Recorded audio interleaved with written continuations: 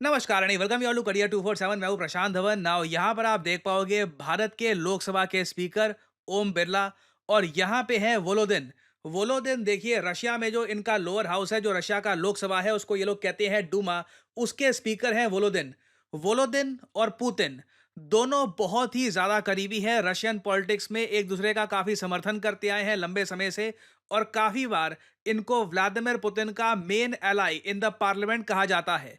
Volodin को Putin तब भेजते हैं जब इमरजेंसी बेसिस पर किसी कंट्री में मैसेज भेजना होता है। यूरोप में आप देखोगे काफी बार सर्बिया और इवन साउथ अमेरिकन कंट्रीज में अचानक से सडनली जाते हैं वोलोदिन, और रिसेंटली हमने ये देखा कि वोलोदिन भारत में आए और भारत के पार्लियामेंट में इनका भव्य वेलकम किया गया। ये जो छोटी सी क्लिप है कुछ सेकंड्स की, ये मैं आपको दिखाना चाहता हूं भारत के पार्लियामेंट में, भारत के लोकसभा में किस तरीके से वोलोदिन को इनवाइट किया गया। ये यहाँ पर बैठे, और अब तो यही बात चल रही है कि इंडिया रशिया पार्लियामेंट्री ग्रुप भी बनाया जाएगा। कि हमारे सदन के विशिष्ट बॉक्स में रशियन फेडरेशन की फेडरल असेंबली के स्टेट डूमा के चेयरमैन मामईम व्याचेस्लाव ओलोदीन जी के नेतृत्व में रूसी संघ का संसदीय शिष्टमंडल उपस्थित हुआ है। मैं अपनी ओर से तथा सदन से की ओर से माननीय शिष्टमंडल का हार्दिक अभिनंदन करता हूं, स्वागत करता हूं। माननीय श्री वोलोदीन और उनके उच्च स्तरीय प्रतिनिधिमंडल की यात्रा भारत रूस संबंधों की गहराई का प्रतीक है। ये यात्रा दोनों देशों के बीच साझेदारी को और मजबूत करेगी। भारत और रूस के बहुत गहरे और दीर्घकालीन संबंध रहे हैं। इस यात्रा से हमारी दीर्घकालिक रणनीति साझेदारी व संसदीय संबंध और मजबूत होंगे।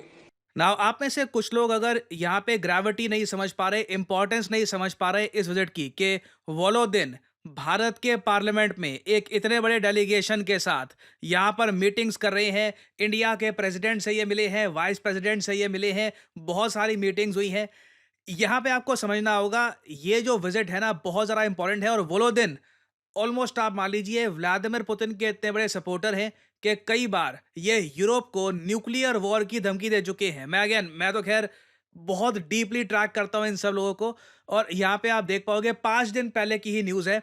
रशियन पार्लियामेंट स्पीकर, ये वोलोदिन की ही बात कर रहे हैं, इन्होंने धमकी दी है कि न्यूक्लियर वॉर हो जाएगी अगर व्लादिमीर पुतिन को अटैक कर दिया गया। रीजन इन्होंने यहाँ पर ये बोला है क्योंकि लगातार आप देखोगे मॉस्को पे जो ड्रोन अटैक्स हैं काफ़ी बड़े हैं रिसेंटली, और उसके अलावा एक ये भी प्लॉट बताया जा रहा है कि नेटो या फिर यूरोपियन कंट्रीज बना रहे हैं कि डायरेक्टली पुतिन को अटैक करो, पुतिन को असैसिनेट कर दो।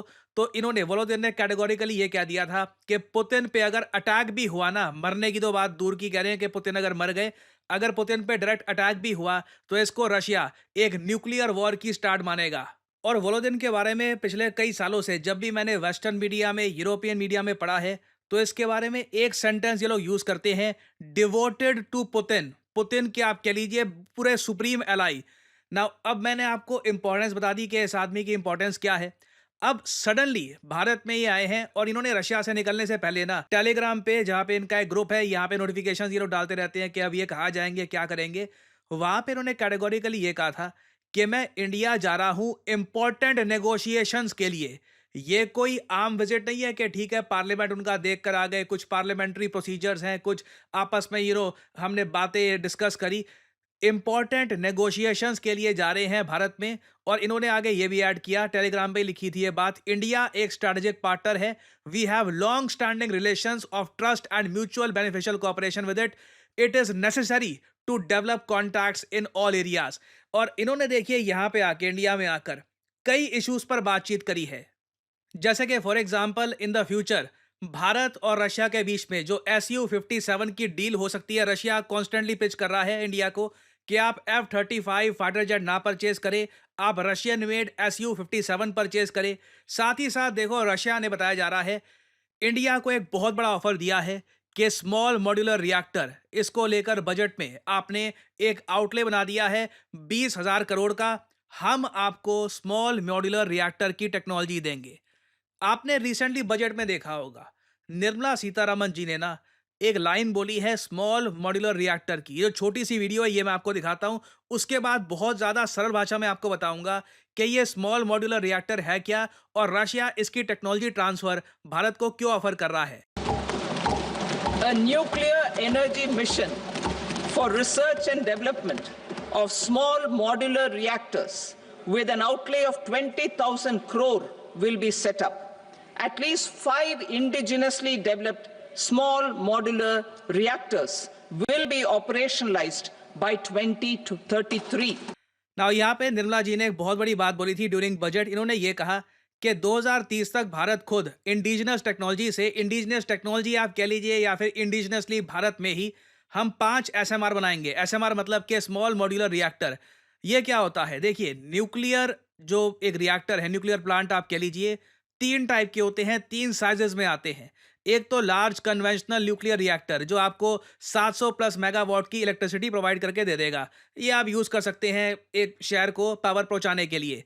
फिर अगर मान लो आपको छोटे लेवल पर चाहिए एनर्जी, आपको एक बड़े शहर को पावर नहीं पहुंचानी, एक छोटा सा टाउन है, एक माइनिंग का एरिया है, वहां पे आपको पावर पहुंचानी है बड़े स्केल पे, आप क्या करोगे? तो उसके लिए होते हैं स्मॉल मॉड्यूलर रिएक्टर्स। ये एडवांस न्यूक्लियर रिएक्टर्स होते हैं जिनकी पावर कैपेसिटी कम होती है, 300 मेगावाट के आसपास रहती है। और इनका सबसे बड़ा बेनिफिट आपको यहाँ पर ये मिलता है कि इनको आप ट्रांसपोर्ट कर सकते हैं, लोकेशन चेंज यहाँ पे हो सकती है। बहुत ज़्यादा यूजफुल होते हैं स्मॉल मॉड्यूलर रिएक्टर्स। इनसे छोटे वैसे माइक्रो रिएक्टर्स भी होते हैं, मगर तब हम 10 मेगावाट की बात कर रहे होंगे।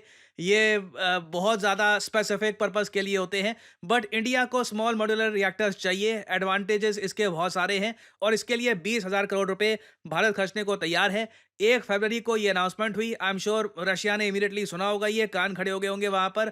और अब रशिया से बताया जा रहा है ये ऑफर आ रहे हैं। रशिया की जो सरकारी कंपनी है रॉसएटॉम, ये कह रहे हैं स्मॉल मॉड्यूलर रिएक्टर बनाने हैं, इसकी टेक्नोलॉजी हमारे पास है।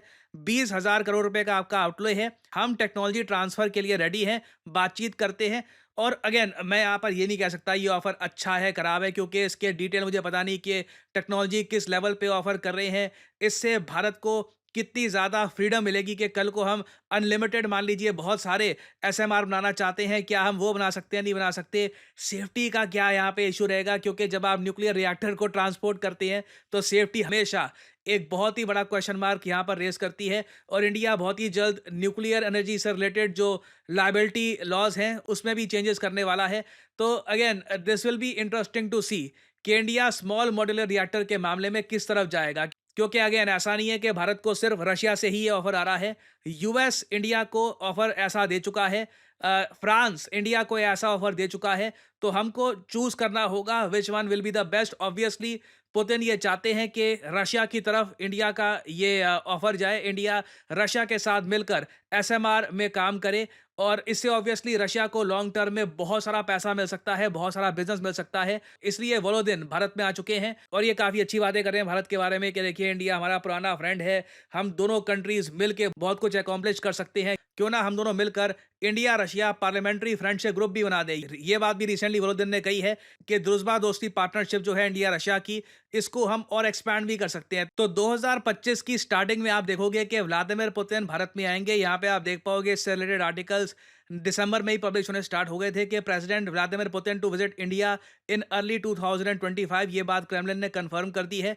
तो उनके आने से पहले एक तरीके से ग्राउंड वर्क तैयार किया जा रहा है वोलोदिन द्वारा और मैं कहूँगा काफ़ी अच्छी बातचीत हुई है।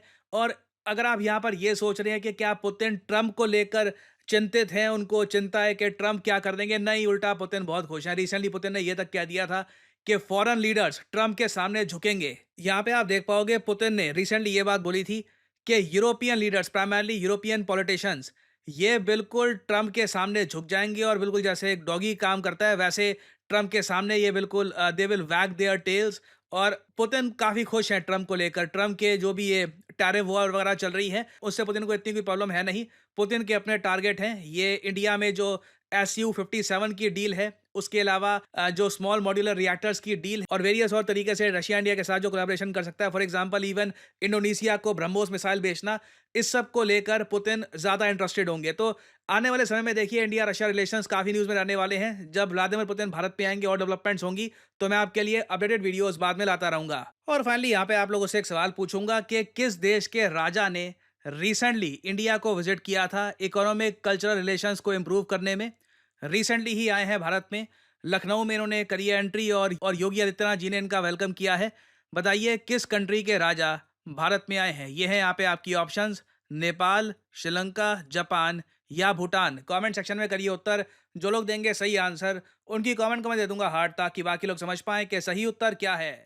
और फाइनली आप लोगों के लिए एक बहुत ही इंपॉर्टेंट मैसेज। कई बार स्टूडेंट्स हमसे पूछते हैं कि देखिए एमबीए करनी है हमको, एमबीए करने का बेस्ट तरीका क्या है। मैं तो क्लियरली आपको बोलता हूं, आपको अगर मान लो एडमिशन मिल गया है किसी आईआईएम में या फिर किसी टॉप एंड बिजनेस स्कूल में, जो बिल्कुल आप कह लीजिए रैंकिंग्स में टॉप 10 में आता है, जो बहुत अच्छी प्लेसमेंट देता है, वो तो देखिए अलग वहाँ पे हिसाब किताब है। वहाँ पे आपका खर्चा भी होगा, काफ़ी बार लाखों रुपए वहाँ पे लग जाते हैं, and it is worth it. मगर कई लोग ना देखिए जब आईआईएम में उनका नंबर नहीं लगता, वो किसी मीडियोकर टाइप की ऑफलाइन एमबीए यूनिवर्सिटी से भी करते हैं एमबीए, वहाँ पर भी 6 लाख 7 लाख 8 लाख रुपए खर्च देते हैं।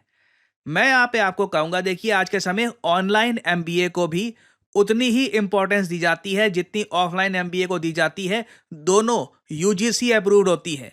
तो आपके सामने एक ऑप्शन है, आप अगर चाहें तो आप कमेंट सेक्शन में जाइए, यहाँ पे आपको लिंक मिल जाएगा, take next step in your career with our MBA program. यहाँ पे आप करोगे क्लिक और यहाँ पर देखिए आप career 247 backed online MBA program कर सकते हैं। ये शुलिनी यूनिवर्सिटी से किया जाएगा। ये एक top UGC approved online university है और यहाँ पे एक सबसे ज़्यादा आपको बड़ा एडवांटेज ये मिलता है कि पूरी पेमेंट आपको नहीं करनी इस एमबीए प्रोग्राम की जब तक आपकी जॉब प्लेसमेंट नहीं लग जाती। समझाता हूँ आपको। पर सेमेस्टर की जो फीस है यहाँ पे 19,750 है, ठीक है। आपने 4 सेमेस्टर की यहाँ पर फीस दे दी। बाकी की जो फीस है 39,000 की, ये आप तभी देंगे जब आपकी प्लेसमेंट लग जाएगी। एमबीए प्रोग्राम आपने कर लिया, 2 साल का है, उसके बाद प्लेसमेंट लगने के बाद ही बाकी आखिरी पेमेंट यहाँ पे आपको करनी होगी। तो ये एक एडवांटेज है यहाँ पर। अगेन काफ़ी एक अफोर्डेबल रेट पे अपनी एमबीए आप कर रहे होंगे यूजीसी एफिलिएटेड यूनिवर्सिटी के साथ। बाकी देखिए कई ऑफलाइन यूनिवर्सिटीज़ हैं, वहाँ पे पता नहीं 8 लाख 9 लाख 10 लाख रुपए जितने भी लोग पे कर लेते हैं। सो आप इसको एक्सप्लोर कर सकते हैं।